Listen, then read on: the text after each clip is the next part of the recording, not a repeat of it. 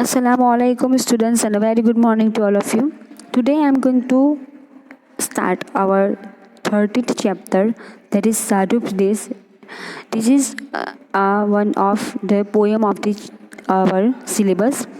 Kaka Hattersi, जन्म 1906 and निधन 1995।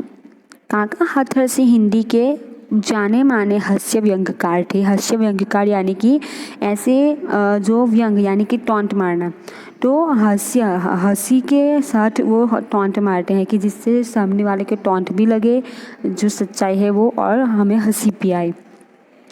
आपने हिंदी जगत में एक विशेष पहचान बनाई है। मूल नाम प्रभुलाल गर्ग था, पर हाथरस में एक नाट्य मंचन के दौरान आपने काका की भूमिका निभाई थी, तभी से आपने स्वयं अपना तखल्लुस आयोजित होते थे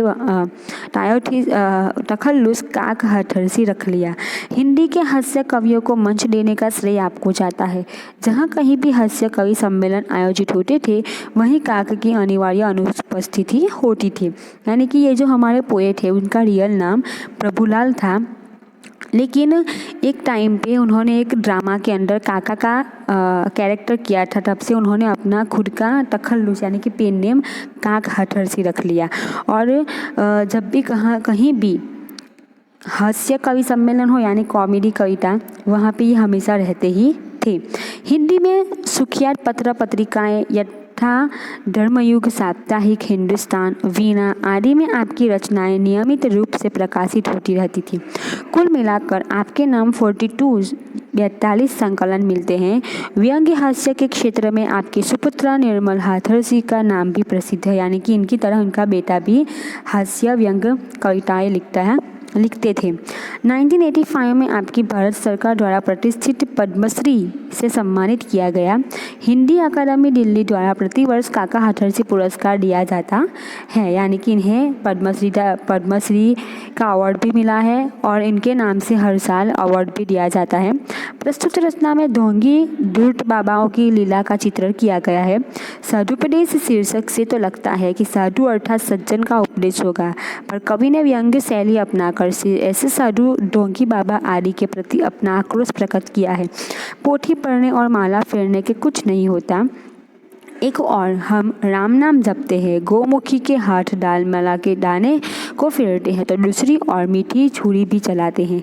ये तथाकथित साधु बाबा न तो ज़्यादा पढ़े लिखे होते हैं न ज्ञानी, इसलिए भक्तों द्वारा पूछे गए प्रश्नों का उत्तर न देने पड़े, इस हेतु से मौन बाबा का स्वांग रचाते बैठे रहते हैं। वे मौन रहकर जीव जगत और माया संबंधी असंगत बातें, मनगढ़ंत बातें किए जाते हैं। तो स्टूडेंट से यहाँ पे जो टाइटल है साधु उपदेश, इस टाइटल से हमें ऐसा लगता है कि यहाँ इस कविता में किसी साधु द्वारा दिए गए उपदेश के बारे में बात होगी। लेकिन अगर हम कविता पढ़ते हैं तो हमें मालूम होता है कि यहाँ पे ऐसे साधुओं की, ऐसे बाबाओं की बात की गई है जो ढोंगी होते हैं, जो ढोंग करते हैं, जो हमें सिखाते हैं अच्छी बातें, लेकिन खुद उससे उल्टा करते हैं। और उनके भक्तों द्वारा ऐसे ऐसे सवाल पूछे जाते हैं जिनके जवाब उनके पास नहीं होते, और ऐसे सवालों के जवाब उन्हें ना देने पड़े, इसलिए वो मौन रहने का नाटक भी करते हैं। तो यहाँ पे हास्य द्वारा कवि ने हमें यहाँ पे ढोंगी बाबा के ऊपर व्यंग्य किया है, टॉन्ट किया है। तो देखते हैं हम हमारी कविता। आइए प्रिय भक्तगण, उपदेश कुछ सुन लीजिए, पढ़ चुके हैं बहुत पोथी, आज कुछ गुन लीजिए। पोथी यानी पुस्तक। तो कहते हैं कि ऐसे ढोंगी बाबा हमें क्या कहते हैं कि भक्तों आओ यहाँ पे, कुछ मेरे मुंह से कुछ उपदेश सुन लो। आज तक आपने बहुत सारी पोथियाँ यानी बहुत सारी पुस्तकें पढ़ी है, बुक्स पढ़ी है, आज आप कुछ गुनगुना लीजिए, गा लीजिए। हाथ में हो गोमुखी। गोमुखी यानी स्टूडेंट्स एक ऐसी थैली जिसके अंदर माला रखी जाती है। माला सदा हिलती रहे, नम्र ऊपर से बने, भीतर छुरी चलती रहे। तो हाथ में, ऐसे बाबाओं के हाथ में एक ऐसी गोमुखी होती है जिसके अंदर उनकी माला होती है। तो अंदर हाथ में माला के जो मोती होते हैं वो फिराते रहते हैं, मतलब ऐसा ढोंग करते हैं कि वो इतने भक्त हैं कि वो माला फिराते रहते हैं, लेकिन अंदर से ऊपर से वो बहुत नम्र बहुत दयावान बनते हैं, लेकिन अंदर से दूसरों के ऊपर हमेशा छुरी चलाते रहते हैं। नगर से बाहर बगीचों में बना ले झोपड़ी, दीप जैसी देह चमके सिप जैसी खोपड़ी। तो आगे कहते हैं कि बाबा कैसे होते हैं ढोंगी बाबा, कि शहर से दूर बाहर एक छोटी सी झोपड़ी बनाते हैं, अंदर एक छोटा सा दिया होता है, जिस दिए की रोशनी में उनका देह यानी कि उनका शरीर चमकता होता है, और उनकी खोपड़ी कैसी होती है, तर्क करने के लिए आ जाए कोई सामने, खुल न जाए पोल इस भय से लगे मत कांपने। तो ये बाबा कैसे होते हैं ढोंगी बाबा, साधु कैसे होते हैं कि जब कोई तर्क करने आए यानी कोई ऐसा भक्त आए जो उनसे ऐसे कुछ सवाल करे जिसके जवाब उनके पास ना हो, तो इस वजह से अगर कोई ऐसा सवाल हो जिसका जवाब को अगर वो रॉन्ग दे दे तो उनकी पोल खुल जाएगी, तो अपनी पोल ना खुल जाए इस वजह से, इस डर से वो हमेशा कांपते रहते हैं। जीव क्या है ब्रह्म क्या, तू कौन है मैं कौन हूँ, स्लेट पर लिख दो महोदय आजकल मैं मौन हूँ।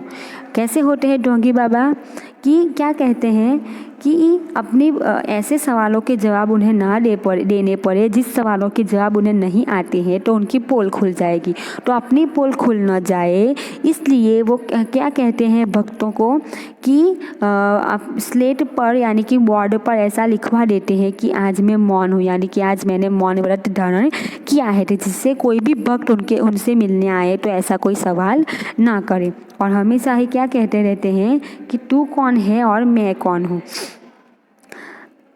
धर्म संकट शीघ्र ही इस युक्ति से कट जाएंगे, सामने से तार्किक विद्वान सब हट जाएंगे। यानी कि ऐसी युक्ति ऐसी आइडिया अपनाते हैं कि बोर्ड लगा देते हैं कि आज बाबा ने मौन व्रत रखा है, तो ये पढ़कर जितने भी तार्किक भक्त आते हैं यानी कि विद्वान जिन्हें बहुत नॉलेज हो, तो वो भक्त आते हैं, तो आते ही कोई सवाल नहीं करते और वहाँ से अपने सवालों को ऐसा ही वापस लेके चले जाते हैं। और उनके दिमाग उनके लिए यानी कि इन बाबाओं के लिए जो बहुत बड़ा धर्म संकट होता है कि अब क्या करेंगे कैसे आंसर देंगे, वो धर्म संकट उनके लिए हट जाता है। किए जा निष्काम सेवा सब फलेच्छा छोड़कर, यदि फल की जब सताए खा पी पपीता तोड़कर, स्वर्ग जगरा गया भय भी नरक को छोड़ दे, पाप घट भर जाए तो काशी पहुंचकर फोड़ दे।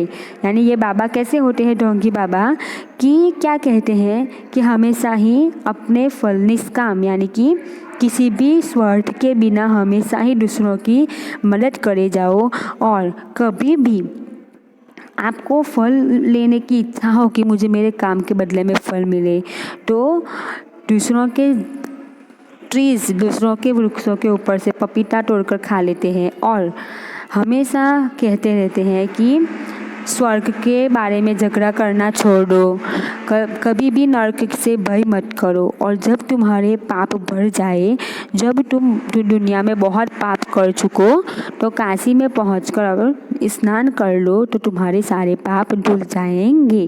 तो ऐसे ढोंगी बाबा होते हैं जो हमें ऐसा सब कुछ सिखाते हैं, और अपने आप की पोल ना खुल जाए इसलिए हमेशा मौन रहते हैं, जो बाहर से कुछ और अंदर से कुछ होते हैं। तो स्टूडेंट्स ये थी हमारी ढोंगी बाबाओं के बारे में कविता साधुपदेश। आई होप कि आपको समझ में पूरी कविता आ गई होगी, इजी वर्ड में लिखी गई है। अब इसकी जो एक्सरसाइज है वो आपको नेक्स्ट वीडियो में समझाऊंगी। Thank you very much.